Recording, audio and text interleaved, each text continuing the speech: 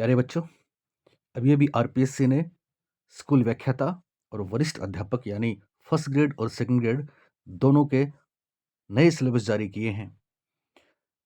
Syllabus कहीं बदले हैं तो कहीं कोई बदलाव नहीं है, पर मुझे देख के बहुत अच्छा लग रहा है कि जो हम चाह रहे थे वैसा हुआ है। यकीन मानिए बच्चों, जो कॉन्सेप्ट हम आपको दे रहे हैं और जो हमने दिए हैं, जो बच्चे विद्यासागर से जुड़े हैं वो इस बात को मानते हैं और जानते हैं कि इस बार अगर आप सिंसियर स्टूडेंट हैं और आप दिल लगा के मेहनत करेंगे तो इस बार ज़रूर आपका सपना पूरा होगा। अभी मैं थोड़ा-सा सिलेबस की बात करता हूँ।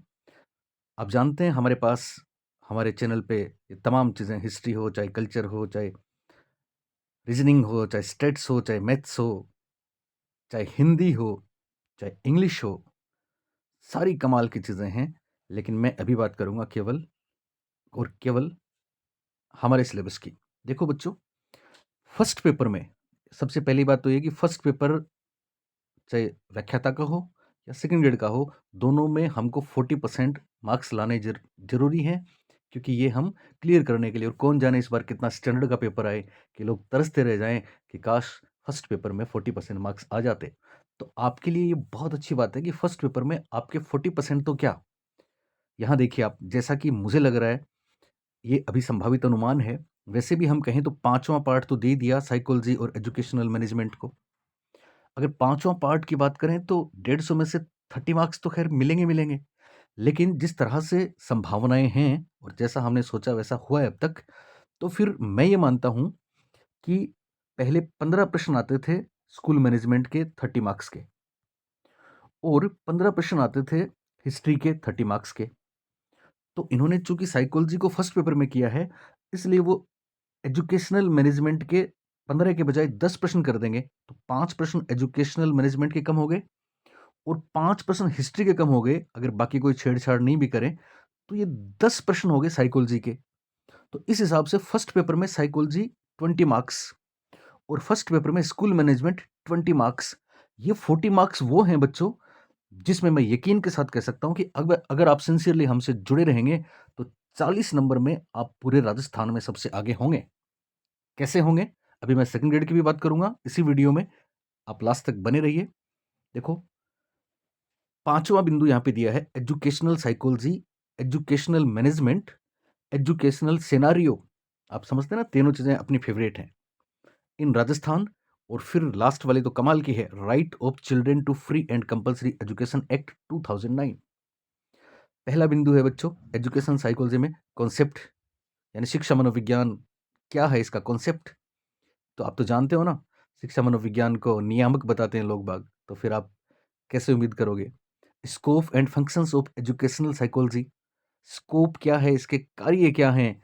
मेरे ख्याल से हमारी बुक भी आपने पढ़ी हो या हमारी क्लासेस भी आपने देखी हो, तो आप बोलोगे सर इससे बाहर कोई प्रश्न आपका जा नहीं सकता, क्योंकि हम आपको लर्निंग सिचुएशन भी बताते हैं, लर्नर में क्या आता है और लर्निंग प्रोसेस में क्या आता है, ये तक भी बताते हैं, जो शायद राजस्थान में कहीं आपको मिलना बहुत मुश्किल होगा। दूसरा बिंदु है physical, cognitive, social, emotional and moral development characteristics of adolescent learner and it's implication for teaching learning. मतलब शारीरिक संज्ञानात्मक पीसीएससी करके आपको किसने बताया, और कौन सी वो चीजें हैं जो पेपर में आएंगी और आपको नहीं आएंगी। तीसरा बिंदु है इसमें behavioural, cognitive and constructivist principle of learning, निर्मितवादी अधिगम, संज्ञानात्मक अधिगम और व्यवहारवादी अधिगम। आज की क्लास में आपने देखा होगा ब्लैक बॉक्स पहली बार राजस्थान में आपको किसने समझाया। हार्लो एंड हार्लो में पहली बार आपको किसने बताया कि साहब अटैचमेंट, आसक्ति और लव भोजन से नहीं होता। बच्चा तो अपनी माँ से इसलिए प्यार करता है कि वो उसे अपने आंचल में लेती है, अपनी गोद में बैठाती है। और वो बेबी मंकीज़ का प्रयोग आपने ज़रूर देखा होगा मेरी क्लासेस में। अगर आप नए हैं तो अभी मेरी टेस्ट सीरीज चल रही है फ्री की यूट्यूब चैनल पे, इसी चैनल पे उनको देखना और आप खुद जज करना कि आपको साइकोलॉजी की ये बातें कहाँ से पढ़नी चाहिए। मैं केवल आपको इशारा कर रहा हूँ, इंस्ट्रक्ट नहीं कर रहा, गाइड जरूर कर रहा हूँ। इसके बाद concept of mental health and adjustment mechanism. तो बच्चों एडजस्टमेंट मैकेनिज्म में तो समायोजन की वो रक्षा युक्तियां हैं जिनके लिए सिगमंड फ्रॉइड से लेके हमारी क्लासेस तक एक सूत्र में हम बांध देते हैं। मेंटल हेल्थ का कॉन्सेप्ट अभी हमारे कोर्स में बाकी है, और अब चूंकि हम वेट कर रहे थे कि कोर्स में क्या बदलाव हो, तो अभी फर्स्ट ग्रेड का, सेकंड ग्रेड का रेट का जो भी बदलाव हुआ है, अगले 15 दिन में कंप्लीट कोर्स हमारा हो जाएगा। ये मैं करवाऊंगा और मेरा आपसे वादा है। इसके बाद emotional intelligence and it's implication in teaching learning. तो साहब, इमोशनल इंटेलिजेंस लोग बग प्रतिपादक की गोलमेन बताते हैं। हम तो आपको सेलोवी मेयर की कहानी से लेके बार ऑन तक लेके जाते हैं। हम तो आपको सोशल स्किल भी बताते हैं।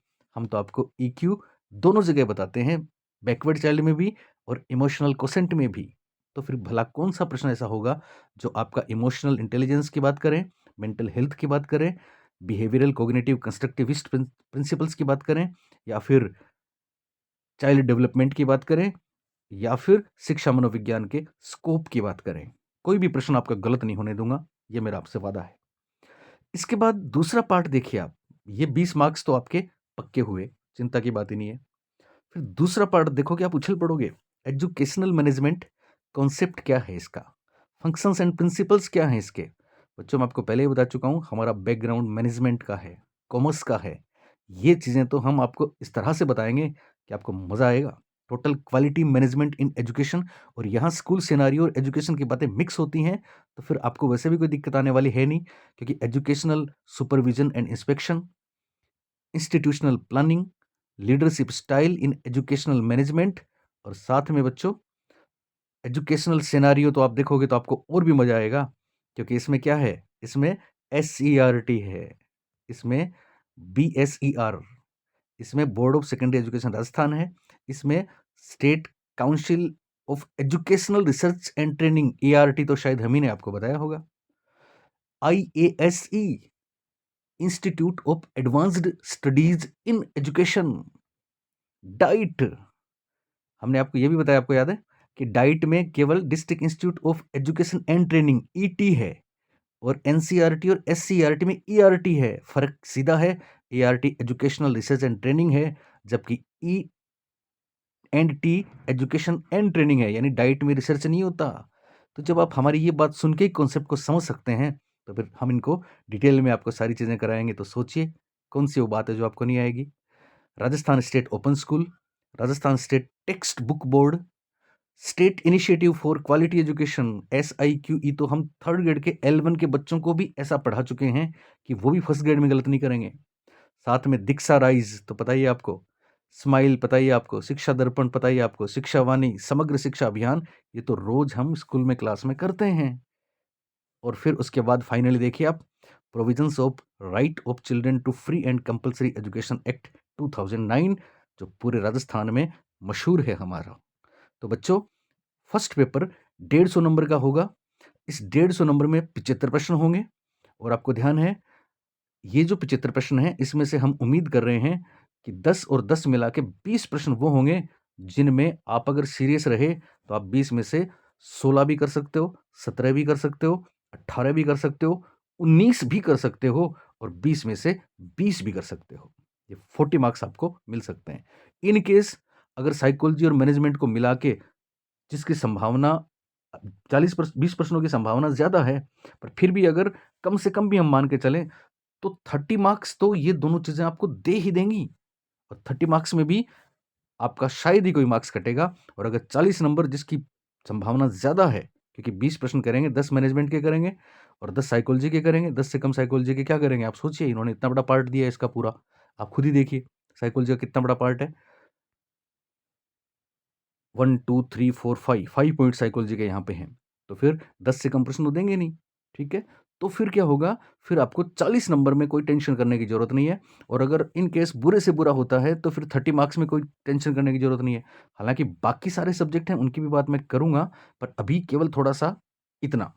अब देखिए दूसरी बात, और वो क्या है, ये था आपका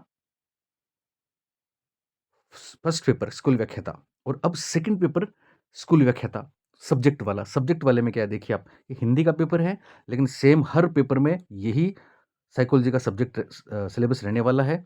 और इसमें तो कमाल की चीज़ें हैं। पहले हम साइकोलॉजी सब्जेक्ट में 60 मार्क्स अकेले में पढ़ते थे, है ना। अब psychology first paper second paper दोनों में आ गई है। तो कौन जाने हमारे वो बच्चे जो जब से हमसे जुड़े हैं तब से कमाल कर रहे हैं, पता नहीं परीक्षा में उनका सिलेक्शन हुआ कि नहीं हुआ। मैं ये नहीं कहता, टॉप रैंकर्स भी हैं, पर आप बोलोगे साहब कितने सिलेक्शन हुए हैं। मैं ये कहता हूँ कि जो भी हमसे पढ़ता है उसको खुद को इतना कॉन्फिडेंस होता है कि सर अब मेरा कॉन्सेप्ट क्लियर हो गया। तो साइकोलॉजी दोनों जगह जाना कौन जाने इस बार इसलिए हुआ हो कि आपकी सीट पक्की होनी हो, पर आप अपने लेवल पे मेहनत नहीं करेंगे तो फिर कोई कुछ नहीं कर पाएगा बच्चों। अब देखिए थोड़ा-सा मैं बताऊँ आपको, सब्जेक्ट यहाँ हिंदी सब्जेक्ट है, पर सब्जेक्ट हर एक सब्जेक्ट में सेम ही रहेगा।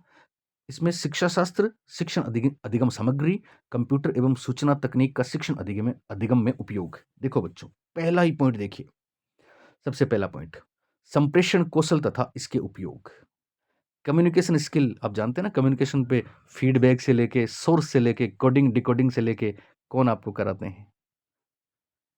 कोई नंबर नहीं कटेगा। टीचिंग मॉडल्स तो हमारे फेवरेट हैं। चाहे अश्वबेल के एडवांस ऑर्गेनाइजर मॉडल अग्रिम व्यवस्थापक की बात कर लें, जिसको उन्नत संगठक प्रतिमान केवल राजस्थान में कौन लिखाता है आप जानते हो ना? संप्राप्ति, ये ब्रूनर वाला जब हम करवाएंगे ना आपको, इंडक्टिव थिंकिंग पे है ये। एडवांस ऑर्गेनाइजर डिडक्टिव थिंकिंग पे है। इंफॉर्मेशन प्रोसेसिंग प्रतिमान, जिनमें इंक्वायरी ट्रेनिंग चाहे सकवाब वाला हो या फिर आपके रिचर्ड सचमैन वाला हो, कमाल की चीज़ें हम आपको यहाँ पे देंगे। टीचिंग मॉडल्स में शायद ही कोई नंबर कटेगा, चाहे इनके एलिमेंट्स की आप बात करें, फोकस से लेके, सिंटेक्स से लेके, सोशल सिस्टम, सपोर्ट सिस्टम की बात करें, तो यूँ टिप्स पे हम आपको करवाएँगे और जितने प्रश्न आज तक आए हैं, वो सारे भी आपको साथ में करवाएँगे, तो आपको मज़ा आ जाएगा। शिक्षण के दौरान शिक्षण अधिगम सामग्री, इसका एक हमारा वीडियो आपने ज़रूर देखा होगा, तो आप देख के बता सकते हैं कि साहब प्रोजेक्टर से लेके एपिडाइस्कोप, डायस्कोप की बात कौन करता है? हम करते हैं। कोऑपरेटिव लर्निंग अभी मैंने 50% कराया है और 50% में से पिछली जितनी परीक्षा हुई है ना, उसमें ज़्यादातर प्रश्न आपको मिले हैं। जिग्सा से लेके 3 वे इंटरव्यू तक सारी चीज़ें किसने करवाई हैं, ठीक है? इसके बाद अगला पॉइंट देखिए और भी शानदार है।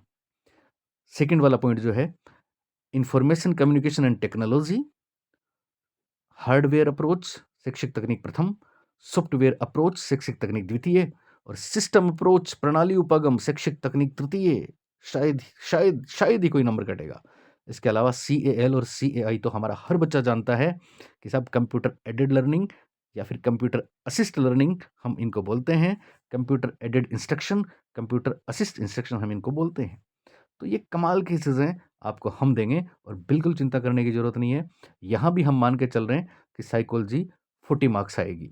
तो 40 मार्क्स इधर और उधर साइकोलॉजी और स्कूल मैनेजमेंट और स्कूल सिनेरियो मिला के 40 मार्क्स हम मानते हैं। तो 80 मार्क्स हम आपको देंगे और वो देंगे कि 80 में से आप 70 स्कोर कर सकते हो, 72 कर सकते हो, 74, 76, 78, 80 तक भी जा सकते हो और हो सकता है बहुत ज़बरदस्त पेपर आ जाए। तो फिर 80 में से बहुत से लोग ऐसे होंगे जो 40 तक नहीं पहुँचेंगे, लेकिन मेरा दावा है कि कैसा भी पेपर आ जाए, आपकी स्कोरिंग 60 से शुरू होगी, तो बाकी लोगों को आप 20 नंबर पीछे छोड़ सकते हैं। ओके, अब लगे हाथ मैं आपको एक चीज़ और बता दूँ और वो है सेकंड ग्रेड का भी सिलेबस। और सेकंड ग्रेड के सिलेबस में आप बिल्कुल चिंता नहीं करें, सेकंड ग्रेड के सिलेबस में कोई चेंज नहीं हुआ है। लिहाजा हमारी सेकंड ग्रेड की क्लासेस जहाँ चल रही हैं, वो बच्चे तो बहुत ही खुश होंगे क्योंकि आपको सब कुछ हम ऑलरेडी दे ही चुके हैं।